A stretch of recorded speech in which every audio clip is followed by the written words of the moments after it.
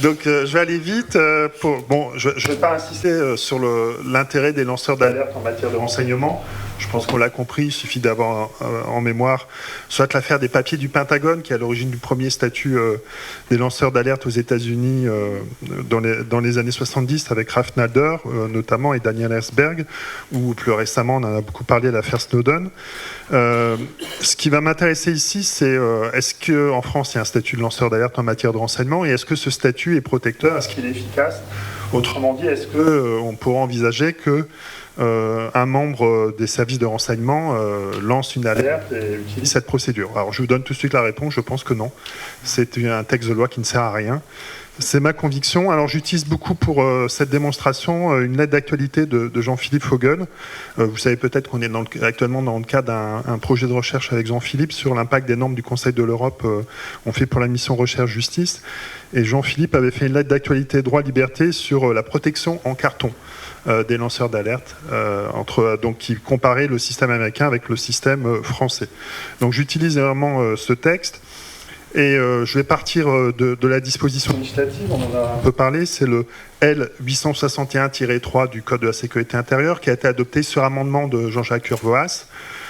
Ça a été un peu la surprise au moment de l'adoption de la loi sur le renseignement. Jean-Jacques Urvoas, avant qu'il soit garde des Sceaux. Amendement qui finalement, au fur et à mesure, s'est dégonflé puisque le gouvernement a rajouté un certain nombre de restrictions dans ce texte et on va voir que c'est assez insatisfaisant. Alors tout d'abord, peut-être dire ce que c'est un lanceur d'alerte pour moi, parce qu'on a vu qu'on utilise ça pour à peu près tout et n'importe quoi aujourd'hui. Moi, je prends une des définitions du lanceur d'alerte qui est dans des recommandations du Conseil de l'Europe. Et l'idée du lanceur d'alerte, c'est une personne. Alors déjà, moi j'estime que les lanceurs d'alerte, c'est aussi bien des personnes physiques que des personnes morales. Il faut savoir que dans la loi française, la loi Sapin 2, ce qu'on appelle la loi Sapin 2, le lanceur d'alerte, ce ne sont que les personnes physiques, ce qui est à mon avis problématique.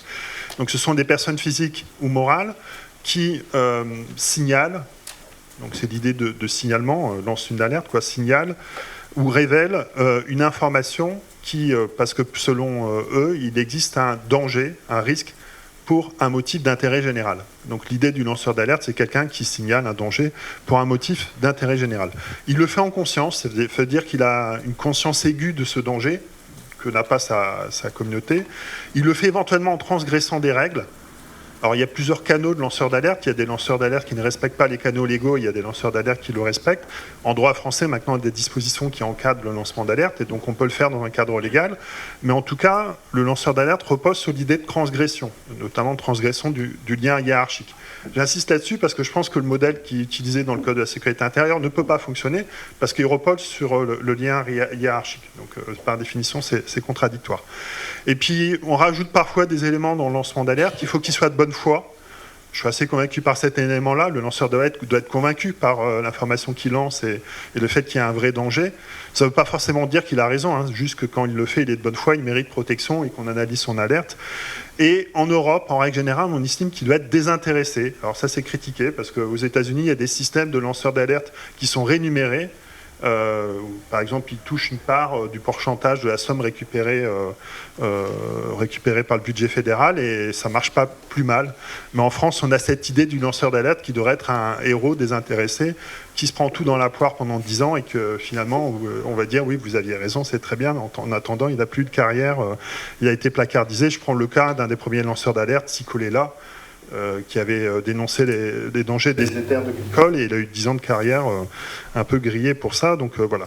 Donc c'est ça le lanceur d'alerte pour moi. Donc c'est une vision assez large, c'est pas non plus la vision la plus large. J'estime que le lanceur d'alerte doit être dans un lien de subordination économique. Donc on dit parfois une relation salariée, mais par exemple Snowden était un contractant de la NSC, il était dans un lien de subordination à l'égard de la NSC, donc il faut un lien de dépendance à l'égard de la personne à qui on lance l'alerte.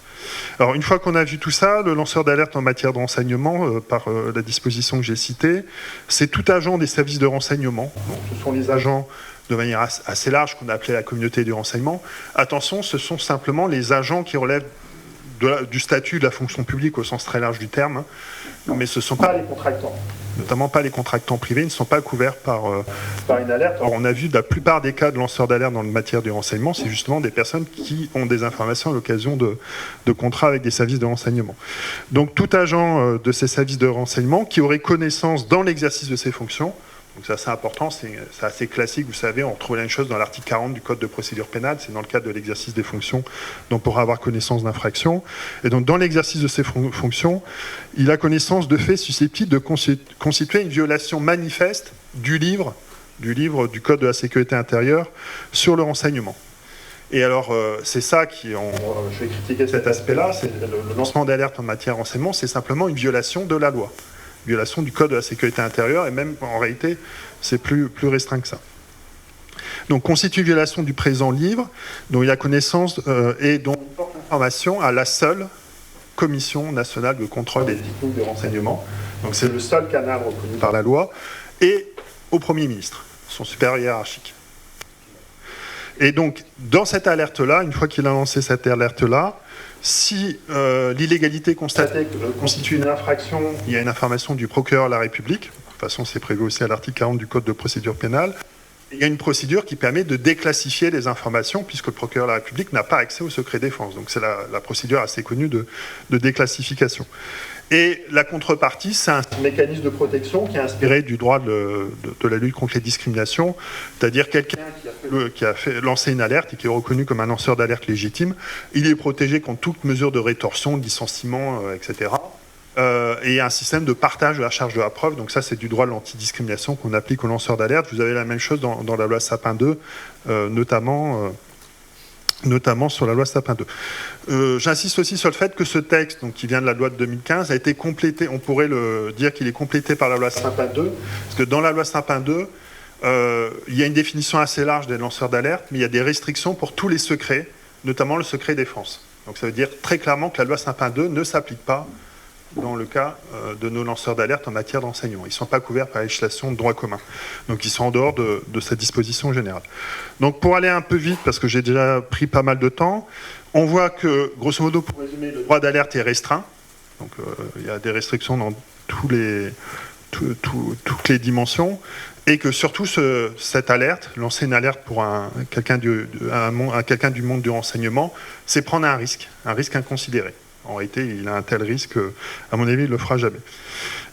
Jean-Philippe parlait de huis clos oppressant entre le lanceur d'alerte et sa hiérarchie. Et je pense que c'est ça, il est enfermé dans un huis clos où il peut lancer une alerte uniquement à finalement une autorité administrative indépendante et au Premier ministre qui relèvent toujours de l'administration au sens large du terme. Alors, d'abord, le champ est restreint, le droit d'alerte est restreint. Je reprends tous les éléments que je viens de dire. L'alerte, c'est uniquement donc, des personnes physiques, pas des personnes morales. C'est uniquement des personnes appartenant à la communauté du renseignement, c'est-à-dire relevant du statut de la fonction publique. Donc tout ça, c'est assez restreint. Mais c'est surtout, le lanceur d'alerte, il constate une violation du livre du Code de la sécurité intérieure. C'est-à-dire, si on regarde attentivement, c'est une violation de la loi, c'est-à-dire on n'aurait pas respecté les procédures qui sont prévues dans le Code. Et grosso modo, la seule liberté qu'on trouve vraiment dans cette partie du Code, c'est la vie privée. C'est à peu près la seule chose. Vous savez peut-être, au début de la loi sur le renseignement, il y a une espèce de principe accancatoire selon lequel on protège la vie privée. Bon, on le savait déjà avec l'article 8 de la Convention européenne des droits de l'homme, mais c'est réaffirmé dans le Code. C'est à peu près la seule vraie liberté qui est protégée dans le Code. Et donc, si on comprend, toute autre liberté n'est pas protégée, puisque c'est vraiment uniquement une alerte dans ce cadre-là. Et là, on voit très bien que c'est contraire aux recommandations du Conseil de l'Europe, aux principes de Swen, qui sont des principes de la société civile en matière de lancement d'alerte. L'idée générale, c'est que l'alerte, c'est toute dénonciation d'une atteinte à un intérêt général. Donc ça peut être une dénonciation de crimes et de délits, évidemment, mais ça peut être aussi des malversations, ça peut être des atteintes à la santé, à la sécurité publique, à l'environnement, des abus en termes de fonction publique. C'est ça, les atteintes à l'intérêt général. Ce n'est pas forcément l'illégalité au sens du droit administratif. Or là, quand on regarde le texte, on a l'impression que c'est une forme de contrôle de l'excès de pouvoir. Et ce contrôle, ce canal, c'est qui? Le seul canal, c'est la Commission nationale de contrôle des techniques de renseignement. Donc il y a qu'elle qui peut être informée, et le droit d'alerte ne s'exerce pas en dehors de ce canal-là. Donc c'est un canal très restreint, et le Premier ministre qui est le supérieur hiérarchique. Donc en fait, c'est un droit d'alerte qui ressemble à un recours hiérarchique. auprès de son supérieur hiérarchique. C'est assez bizarre, c'est une forme d'exercice du pouvoir hiérarchique. Pas de toutes les façons, le lanceur d'alerte qui constatait une illégalité la personne du renseignement qui constatait une illégalité dans le cadre de son travail, il pouvait toujours saisir le Premier ministre, personne ne l'en empêche. Donc je ne vois pas très bien l'intérêt de cette disposition. En quoi, alors certes, on met un premier pied dans la porte, on peut toujours voir ça comme ça, on crée un statut de lanceur d'alerte, c'est un progrès, mais honnêtement, le canal est tellement restreint. On connaît bien qu'en matière de lancement d'alerte, ce qui fonctionne, c'est d'avoir plusieurs canaux de révélation. Le mieux, c'est d'avoir des canaux extérieurs, d'abord des canaux internes, ensuite des canaux extérieurs. Si les canaux internes ne peuvent pas fonctionner, il faut des canaux extérieurs auprès d'autorités indépendantes ou auprès d'autres organismes. On sait par exemple que dans la loi Sapin, le défenseur des droits a maintenant un rôle en matière d'orientation des lanceurs d'alerte, et il y a d'autres canaux qui pourraient être privilégiés, et tout cela, ils ne sont pas du tout envisagés. Le seul canal, c'est nécessairement cette Commission nationale de contrôle des techniques de renseignement. Autrement dit, s'il y a vraiment un lanceur d'alerte français dans le domaine du renseignement, je pense qu'il préférait faire gorge profonde et informer les journalistes plutôt que de prendre un risque de dénoncer finalement ces services qui dysfonctionneraient auprès de la Commission et éventuellement du Premier ministre. Et ensuite, le deuxième point, je vois que j'ai plus tellement de temps. Quel est le deuxième point? C'est les conséquences pour le lanceur d'alerte. S'il n'utilise pas la voie que je viens d'utiliser, il se met en infraction par rapport au droit pénal, c'est-à-dire il viole un secret défense. Or, le secret de la défense nationale est particulièrement protégé, c'est une infraction pénale, donc il risque une peine de prison ferme. D'autant plus que la conception de la défense nationale et du secret protégé par la défense nationale est très large en droit français. Et donc, en fait, toute révélation d'informations qu'il aurait eu dans le cadre de son travail pourrait faire l'objet de poursuites. Et il n'y a pas d'exception en droit français, d'exception de défense de l'intérêt public. On pourrait imaginer que le lanceur d'alerte qui a révélé des informations utiles pour le public, utiles pour l'intérêt général, utiles pour la communauté du renseignement, serait protégé par ce type d'exception, et ça n'existe pas devant le juge pénal. Et ensuite, on aurait des difficultés très pratiques. On a vu à plusieurs reprises aujourd'hui que le Conseil d'État désormais est armé pour accéder au secret protégé, puisqu'on a une section du Conseil d'État spécialisée qui sont habilités secret défense. Ce n'est pas le cas du juge judiciaire. Et le juge judiciaire, pour pouvoir accéder aux informations concernant ce que dénonce le lanceur d'alerte, devrait bénéficier d'une procédure de déclassification décidée par le même Premier ministre, après avis d'une commission. Et donc on tourne un peu en rond, c'est à chaque fois l'exécutif qui revient dans la boucle de qui décide